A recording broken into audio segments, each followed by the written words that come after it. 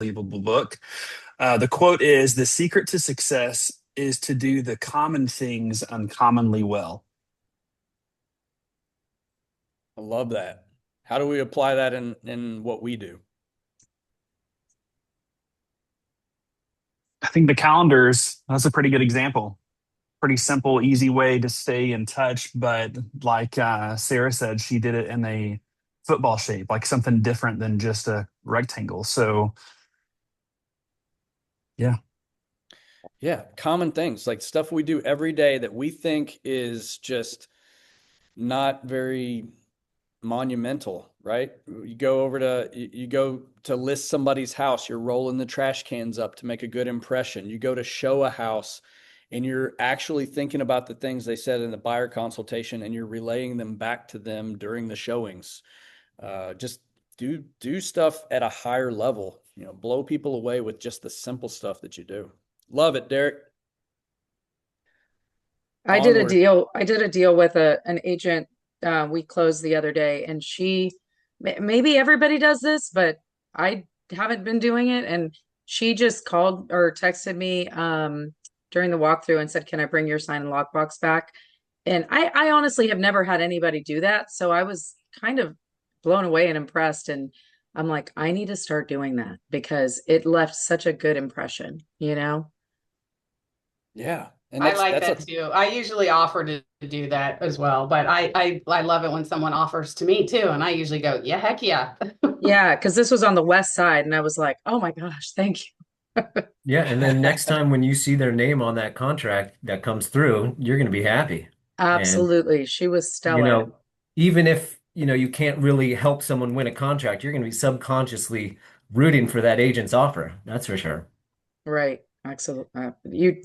She's very trusted in my head from now on. So,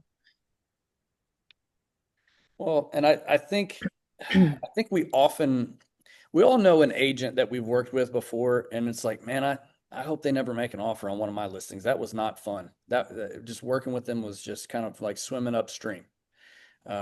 We all should strive to be the agent that listing agents hope that we make an offer on their listing, and they hope that we accept their offer because they were just so nice to work with, right? So you kind of you got to play nice in the sandbox and go the extra mile with the agents because those are the people who are telling their sellers to accept your offer. Um, And there's so some that's, agents where and we're like, I would absolutely never accept his offer or their offer. And I've said it before too, like, absolutely not. you're just begging for somebody else to make an offer. Like, please don't let this be the only offer we Mhm. get. Yeah. Yeah. So, all right. Well, good quote, Derek. Onward into the topic of the week. Now, we're talking about something that we're probably all interested in, and that is brand. As agents, we're a personal brand, and I think here's another quote for you. I think Jeff Bezos was one of the famous people to say this, but your brand is what people say about you when you're not in the room. Have you guys heard that before? So when your name comes up, what do people think of? And when that thing that they think of, like when somebody says real estate, if they don't think of your name first, why? Right? So let's open that up. What do you guys think about when you think about branding yourself or an agent branding themselves?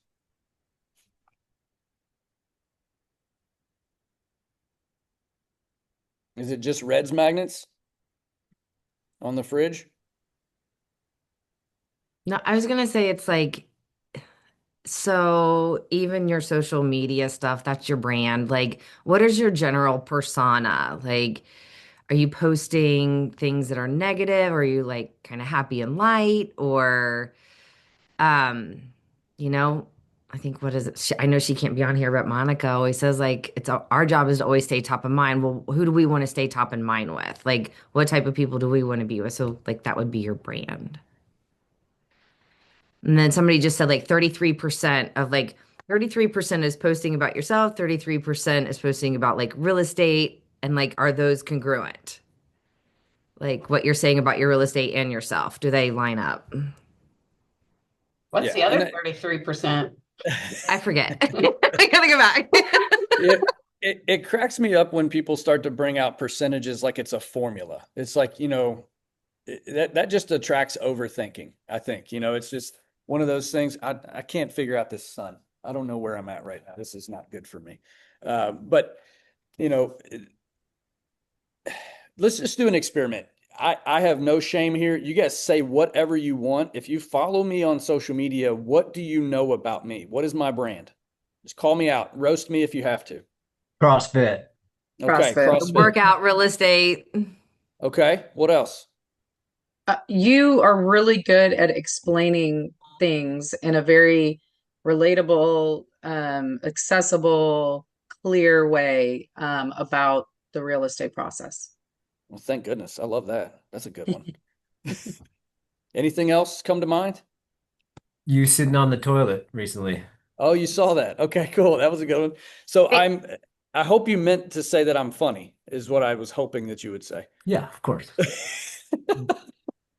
So you So make like time for like family time. yeah, I don't post a whole lot about my kids on the facing book because I don't really think anybody needs to know about that, but I do want people to know and relate to me as a parent because there's a lot of, a lot of that going on too. So those are things that you got to take into the equation, like what you put out there into the world, your energy, your vibe. That's the feeling people are going to get when they see something. Who was it the other day? You guys, so somebody, I posted something again about I hope this email finds you well or something like that, right? You guys see me doing that all the time. I'll tell you why I do that in just a second.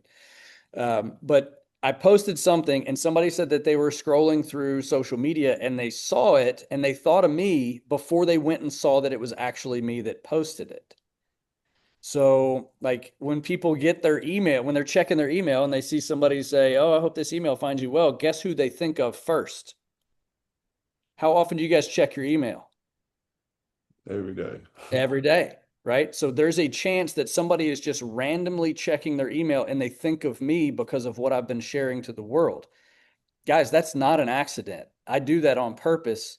I put something out into the world that they're going to see this every day and they're going to think of me every day as a top of mind person. Now, I don't want to be associated with email, but I do want to be thought of and I want to be top of mind when the time comes. That is on purpose. I do not do that because I think it's funny anymore. It's not funny to me anymore. But it is something that I do strategically. I used to do it with Taco Tuesday. Every single Tuesday, I would post something about tacos because I really enjoy tacos. And until people started sending me taco floats and pillows, and they send me all sorts of stuff, and I'm like, you know what? I don't want to be associated with tacos anymore. This is not good. But it does tell you that what you put out into the world will come back to you. So if you're sharing things on social media or direct mail or whatever that is, that's how they're going to perceive you.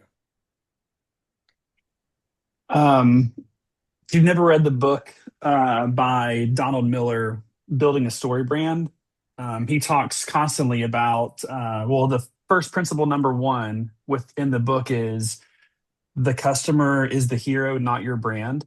And so you have to position the customer in your story as the hero of the story. And what most people get wrong is they position their brand as the hero of the story. Absolutely.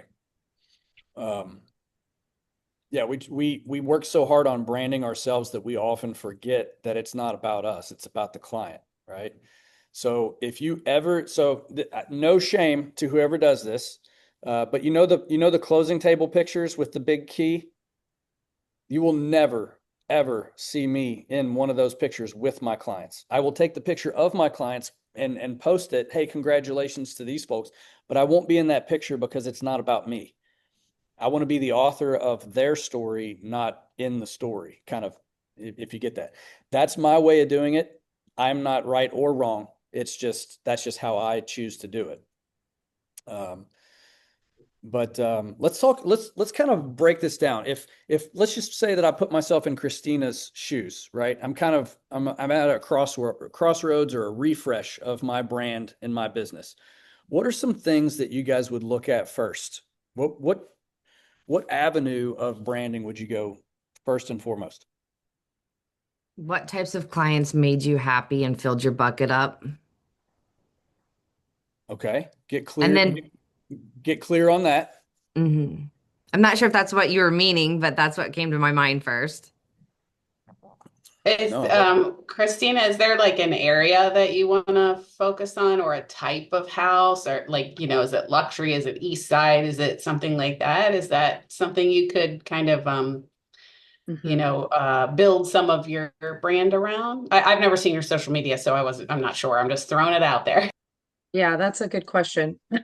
I definitely do like work a lot in my sphere. Like I have a good referral business. My sphere is my primary source of business. I don't get a lot from social media in terms of, I mean, like I'm on a lot of the mom pages, so that has helped me in the past. But I would say that like, my goal is to really farm my sphere, my geo farm, my neighborhood, this year and increase my price per transaction. And it is thankfully heading in the, it's happening, because I had a big $2 million listing last year that really helped.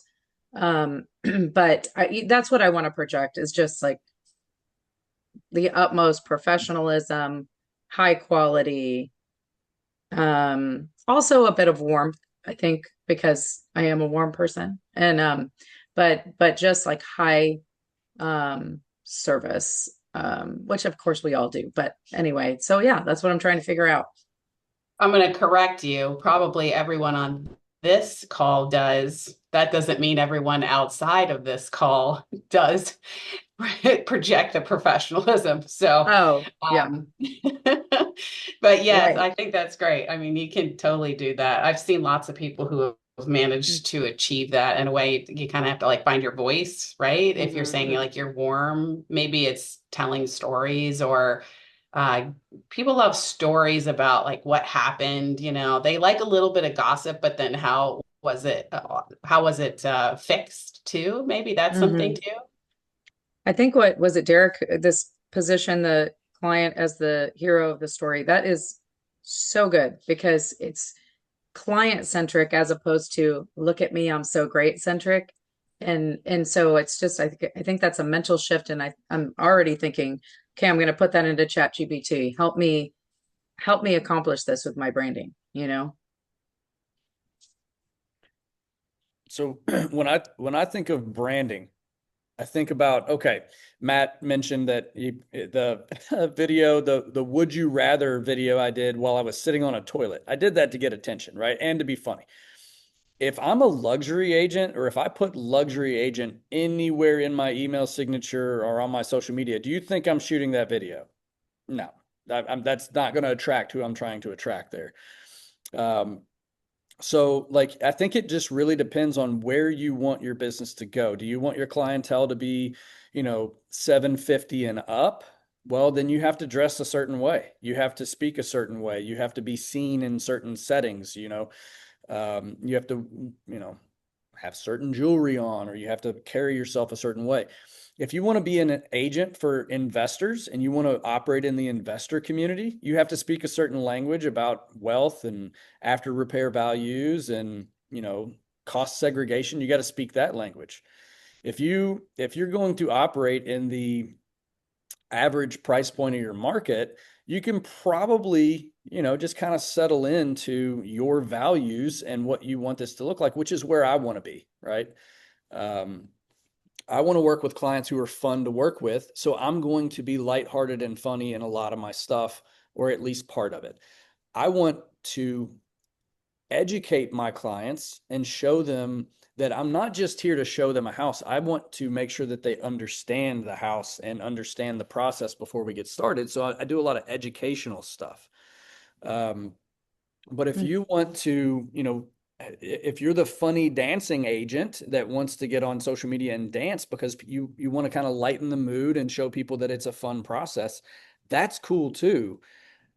It's just that's going to be the brand that you carry. So I would start, Derek, you can probably talk about prompting some AI stuff to kind of help like pull out what somebody's brand might be. But, you know, when you're thinking about where you want to brand yourself, start with your values. Like, what do I want people to say about me when I'm not around? Mhm. Core values. Yeah. Yeah, core values. And I mean, the stuff, the cliche stuff, honesty, integrity, the core values there, but it's just like, what do you want the process to be like? Do you want it to be serious and tense? Then talk to divorce attorneys to brand yourself. You know, it's going to be pretty intense and serious, those conversations. Can't really tell a whole lot of jokes there and get away with it. Uh, but, you know, there's all sorts of ways to go about it. Um, let's switch gears for a second and talk about where to brand yourself. Where, like, are we going bus benches and billboards, or where do we start? Where would you guys start if you wanted to brand yourself today? Good website. You have to have a good website because everything points back to it. Especially now in the world of AI, you have to have a website that AI can read. And a lot of real estate websites right now, AI can't crawl them. Like if you're on a luxury presence website, you're not getting found by AI. So that's really important is to be able to be found online, especially in the world of AI search. Okay. So I like where this is going because a lot of agents think, okay, well, I bought my domain, aaronsmithhomes.com or aaronsmithteam.com or whatever. Now I got a website through, I don't know who provides the websites these days. Follow Up Boss, they provide a Bold website. Trail. Bold Yeah. Trail, Sierra. Market Leaders, Sierra Interactive, all that stuff, right? Okay, cool. Got my website, got my IDX hooked up to it. Now what?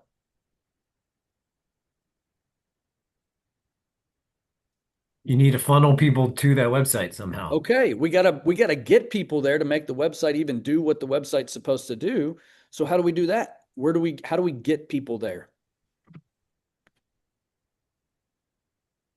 You have to create content that people are searching for online. One of the Okay. biggest mistakes that I feel agents do when it comes to their personal brand is they see their website as a search tool for homes and not a finding tool for Google. Like 90% of people are, or maybe 99% of people are not going to our website to search for homes. They're going to our website to validate us. And I like, if you go to our website, you will not be able to search for a home on there. You will be able to read about our team and what we can do because we've just realized that they're not going to our website to search for houses. They've already found the house. Bingo. Okay. So now we're talking why we have a website.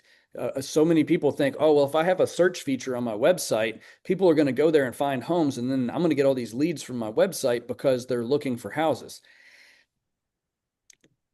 It's not going to happen. It's 2026. There's so much market share with the other websites that are out there that there's just it's just not going to happen at a big enough scale to make a big dent in your business. So that website needs to talk about your values, what it's like to work with you. It needs to talk about who you serve, maybe a story or two about clients that you've worked with in the past. You know, maybe some educational stuff, maybe some market updates. Here's what happened in 2025 in the Northern Kentucky real estate market or in the Cincinnati market or in Wisconsin. Bill, looking at you. But like, here's what's going on because people's big questions are, what's the market like? What can I expect? And if you, like Derek, you know about, does anybody know about search engine optimization where somebody goes and they type in, I don't know, Batavia homes for sale, you know, whatever, right? So basically, you get into the nitty gritty. So if you use AI or your own brain to go out there and create content, maybe it's a 300-word blog article about your neighborhood if you're trying to farm your neighborhood. Your neighbor gets curious because they're going to be putting their house on the market this spring and they start searching Lexington Run, you know, real estate market and homes sold in Lexington Run. They're trying to see what the neighborhood's doing. They run across your website because you have a blog post about their neighborhood. That's a great way to use a website in lieu of just thinking people are going to show up and search. Thoughts on that? Derek, can you get away with doing a website these days with no IDX search at all? Is that what I heard you say? We don't have an IDX search in our website. We have a button that says search for homes and it goes to Real Scout, a completely different platform. But we've positioned our website to be customer facing and AI facing first. And your team did how many transactions last year? 221. There you go. Okay. I was gonna say, like, instead of the SEO, and I'm sorry if you didn't say this, there's now like the AEO, like Mhm. AI engine optimization, or like, and the GEO. I don't know much about it. I just know the words and that I need to look into it. So Yeah, so answer engine optimization is AEO. It's what does an LLM see for your brand or for your website. Just like what SEO or search engine optimization, you might have heard the term we're moving away from search to the world of answer. Like how many of us are going to Google as our first stop? No, I wouldn't say many of us. I think a lot of us are going to ChatGPT or Perplexity or some other LLM to get our answer. Because what Google does is it provides us results for search, not an answer. And we've become used to now getting an answer. So that's what answer engine optimization is. It's providing an answer to a question. And what a lot of real estate websites do not do is they do not allow a LLM like ChatGPT, Perplexity, Grok, Claude to index or search their website. So luxury presence is the biggest one that I can think of. They do not allow an LLM to actually look at the website. So an agent that is using a luxury presence website is dark. They will not be found in AI search because the website provider doesn't allow the tools to search for them. So one of the biggest questions we're teaching right now is having agents ask their website provider, do you allow LLMs to crawl or search for our website? And if not, I would be hightailing it off of that platform immediately. Like our website is on Squarespace and our blog is on WordPress because both of those platforms are indexable and searchable by AI. And so I think every brand right now should have a website that can be found inside of AI. If not, then you'll never be found if someone asks who's the best real estate agent in Hyde Park. Derek, how many, because I've gotten a couple calls just off of Google and stuff. I'm always like shocked when I get them because I'm like, is this a spam or something, right? Like how many deals out of your website and that do you feel that you get per year? Last year we probably did 20 off of Okay. Google, like just organically being found. But Okay. it's a lot of front end work, right? Like you don't just start getting found in Google. You have to build the Google My Business profile. If you don't have that, that's really important. And you need your website to be attached to it to be able to funnel people somewhere. Reviews, I mean, they've always been important, but now they're even more important, especially for people who are searching inside of Gemini. Google can natively read your reviews, but it's also smart to put your reviews in the content that you provide. Like if you write blogs or you have a website page on your domain, it should include some reviews of why people like working with you because that's going to be indexed inside of Google or inside of a LLM. Um, Honestly, the best way to get found, truthfully, is go to Chat or Claude or Perplexity and ask a question. And then all of them are able to search the web. Whatever the sources are, that should be the targets that you should work on getting ranked higher in. Like Chat will recommend Fast Expert over anything. Like it's the number one most cited source in ChatGPT is Fast Expert, which is mind blowing to me. It also cites Zillow and Realtor.com as well. So if you are not in those platforms, you'll never be found in ChatGPT. So Google reviews aren't going to do it. They're going to help, or absolutely, especially in Gemini. Like if someone searches, who's the best agent in this area in Gemini, or what is it like working with this agent, your Google reviews are absolutely going to help you, but they're not end all be all. They're just a component of being found. So this has always perplexed me. I mean, how do you get your review? Like, do you go all in on Zillow or all in on Realtor or do some of these companies that testimonial companies platforms duplicate onto those other platforms? Some of them do. Zillow's pretty locked. Like you can get a platform that will duplicate Zillow and or not Zillow on Google and other platforms, but Zillow's they're locked into their own ecosystem. Um, Phil Jones in the book Exactly What to Say has a beautiful line called "Can I ask a favor?" And what most people don't realize is when someone says the word "thank you" to you, they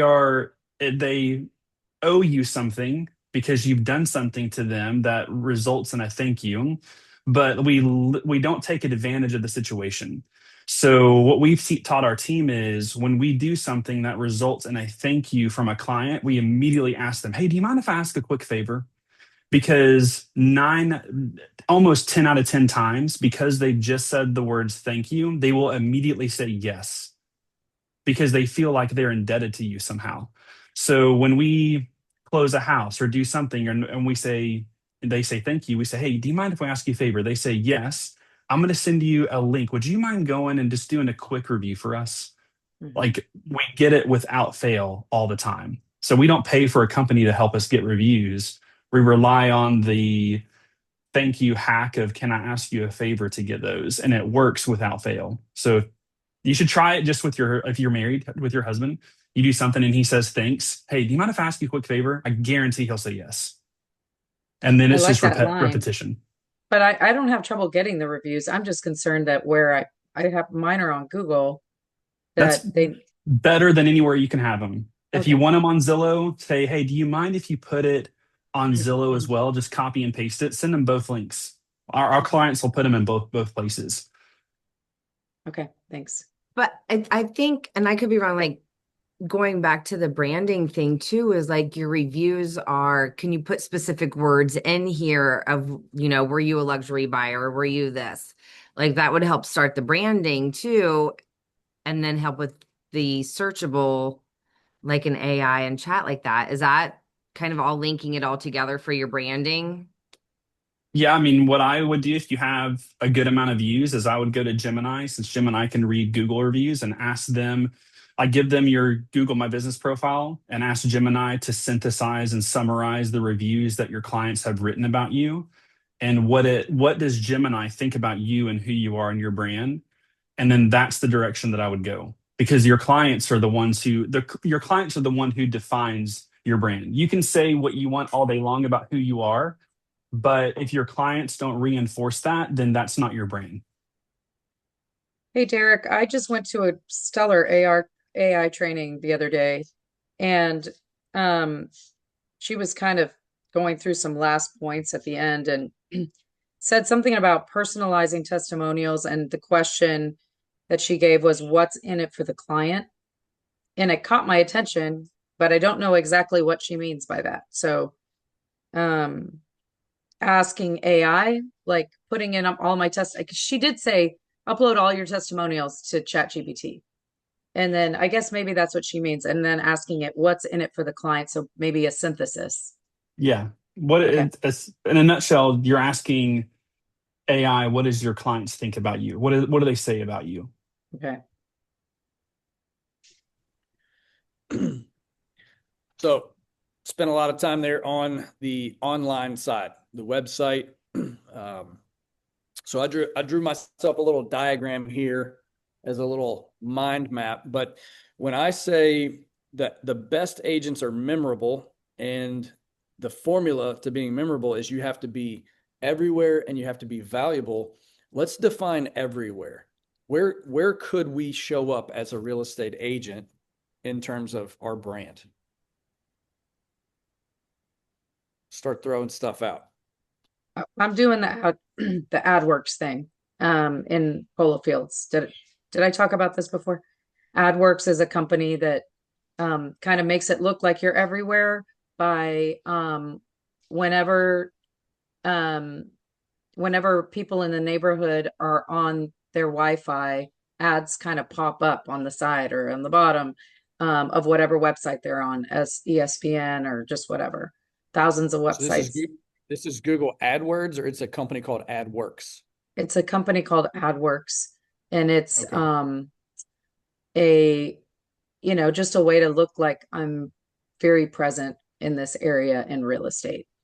So that's It's an a online geofencing where if they're in a certain location, you pop up in their ads. Okay. yes. So I did a yearly subscription. I was gonna say too, like outside of a company doing that, because it's great too, it's like another avenue. Be in the community in which you want to work in and like visit the coffee shops, visit the restaurants, do reviews about them, like do little videos about maybe a little micro neighborhood and use the tags and all of the ats and like consistently do that in the area that you want to be in. And that would kind of create your brand for the community, like you're that community's realtor or about the area.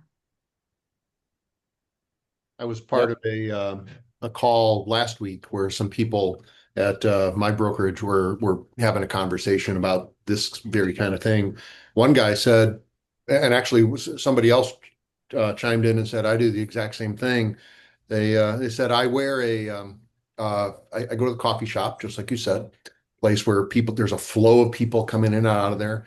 I've got my laptop. My laptop's open, and my brokerage, my ID as the brokerage I work for is on the cover of my laptop.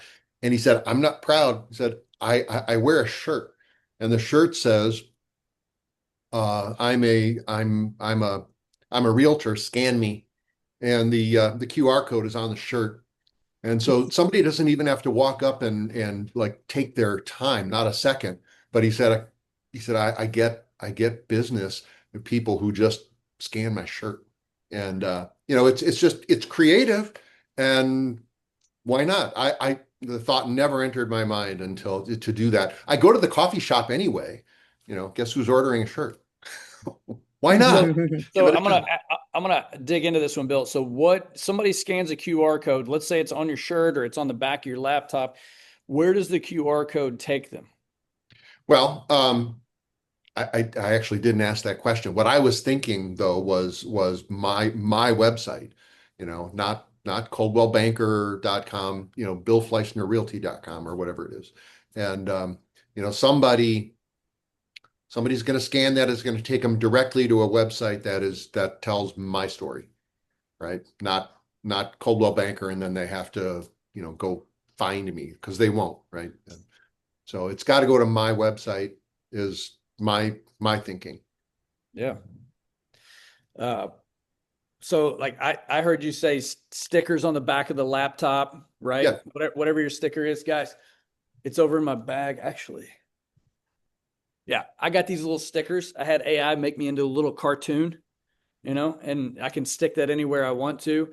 I can put it on cards. I can, whatever. So like your brand, like you can stick it anywhere. You can put it on your car. You can put it on your laptop, all that.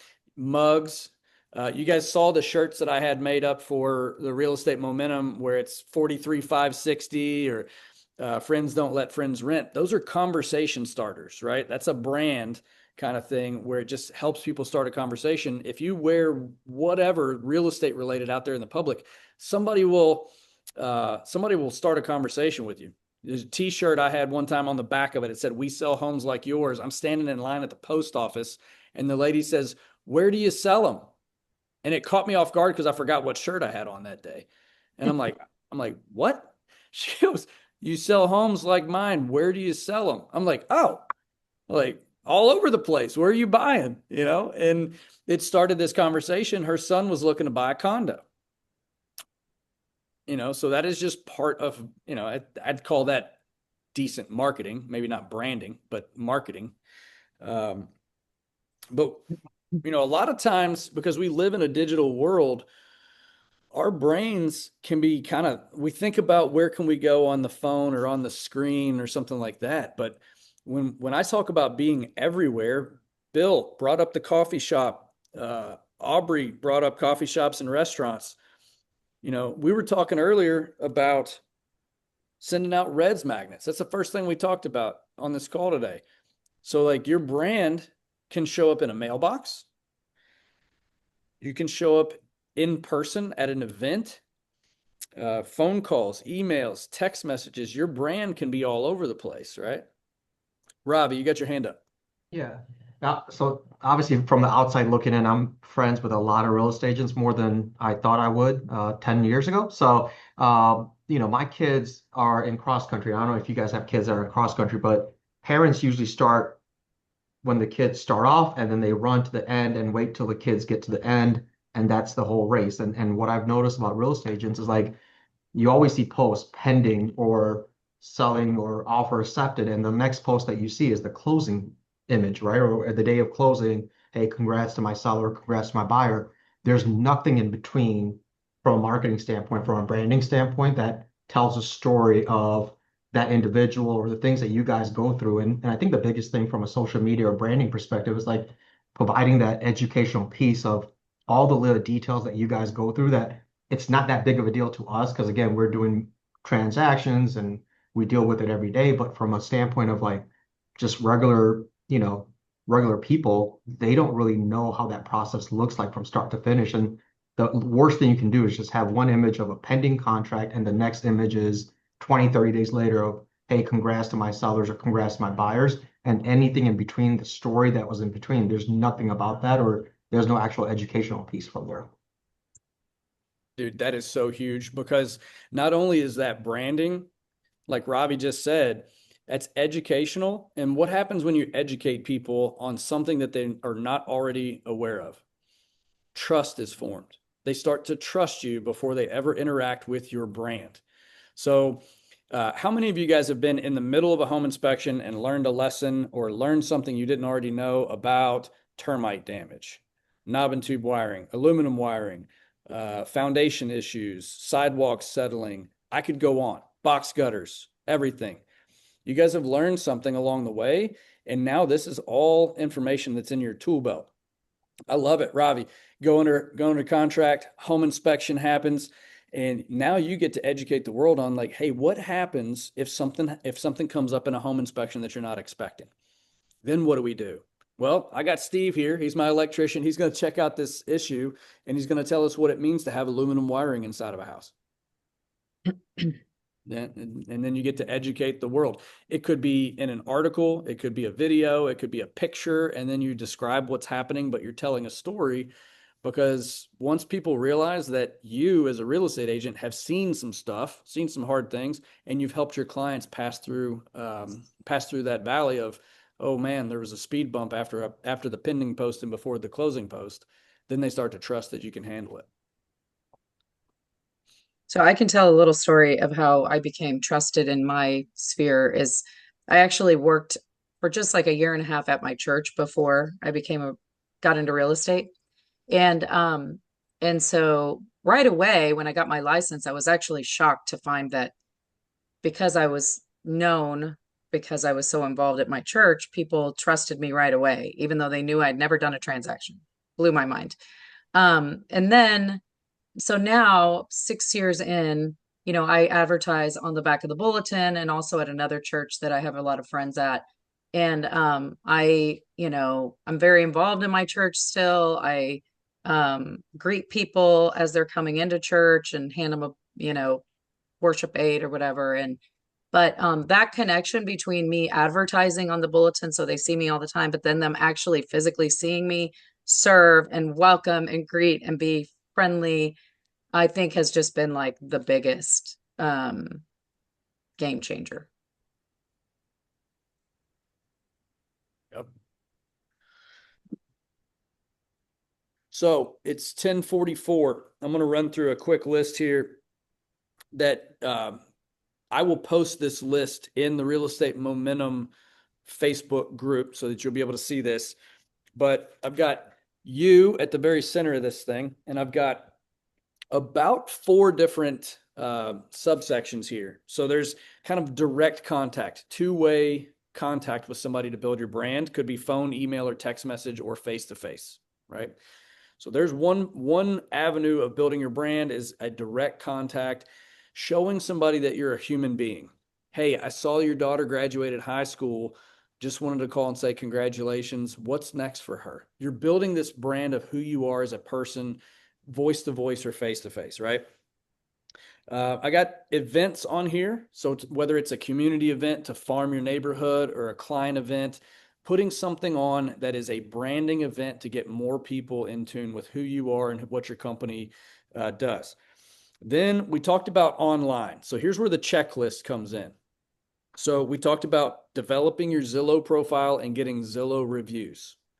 That will help your brand when people are searching online, whether it's answer engine optimization or SEO.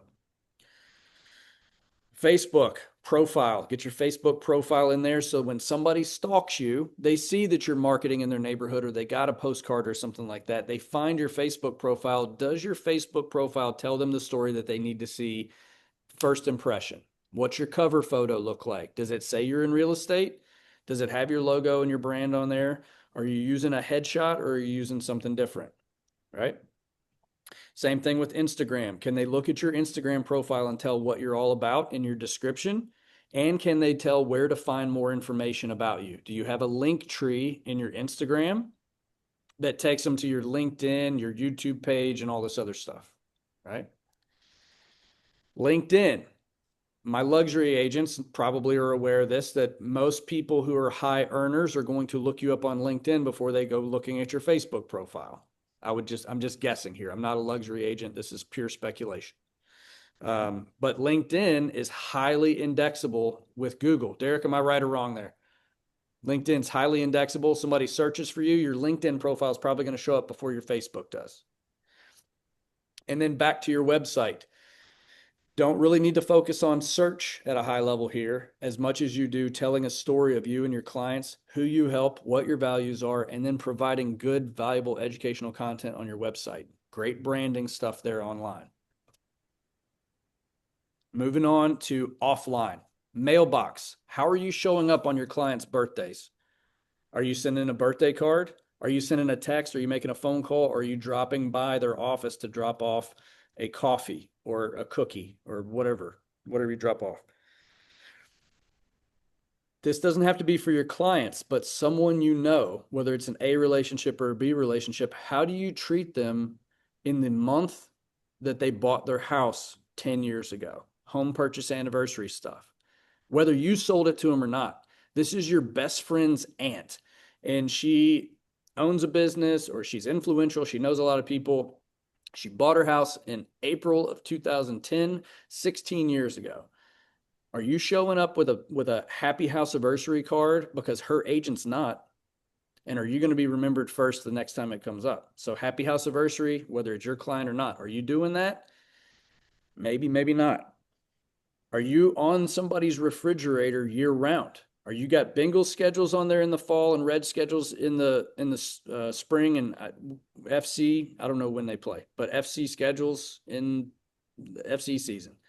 Are you on their refrigerator year round? And under that magnet, is there a vendors list? Somebody who is a list of people who is highly referred that also represent who you are and how you do business. They call people back on time. They're professional when they show up. They show up sober, not drunk or high on drugs. They are, people there to help put roofs on, pour concrete, build decks, people that your clients can use.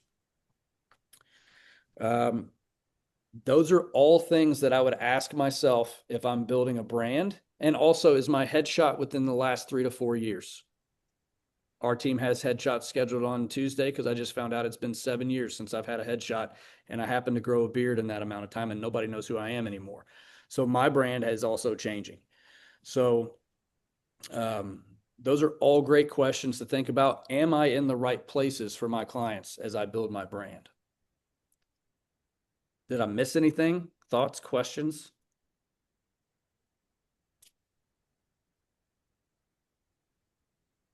Matt's got something here.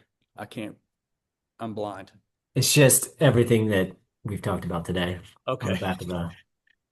This man's got a number 10 envelope taking notes on this thing. I love it. It's all I had. I love it. All right. So we are ready to move into challenges. What are you guys being challenged with right now? So this is the part after the topic in the meeting we're talking about.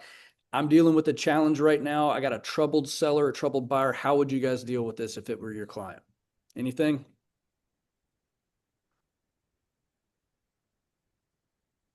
Good. Nobody's being challenged. I love it. Next week's call, 10 o'clock on Monday. See here. Today we did branding. Next week's going to be on lead gen, productivity, follow-up, or time management. So I'll talk to my closest friends who helped me with this call. We'll figure out what we're doing. Did anybody watch my video yesterday on time management and kind of the schedule stuff? Yes. Yeah. You guys want to dive deeper into how to manage time and go a little further into that next week? I'm seeing some heads nod here. Okay. Why don't we do that? We'll work on building the perfect week next week, the perfect week for you next week, and invite some friends. If you know somebody who's maybe their purse is just a hot mess, they are not organized whatsoever. They don't even know where their cell phone is. They need help with organization and structure. Bring them in next week. Bring your disorganized friends next week on the call, and we'll get them straightened out. Sound good? All right. You guys fired up for the week? Got St. Patrick's Day tomorrow. You know, we're all lucky here. Sweet. All right, guys, go out there, work on your branding this week. Come back and tell me what you did next week so we can get kicked off. Have an awesome week. We'll see you in 7 days. Adios. Thanks, Aaron.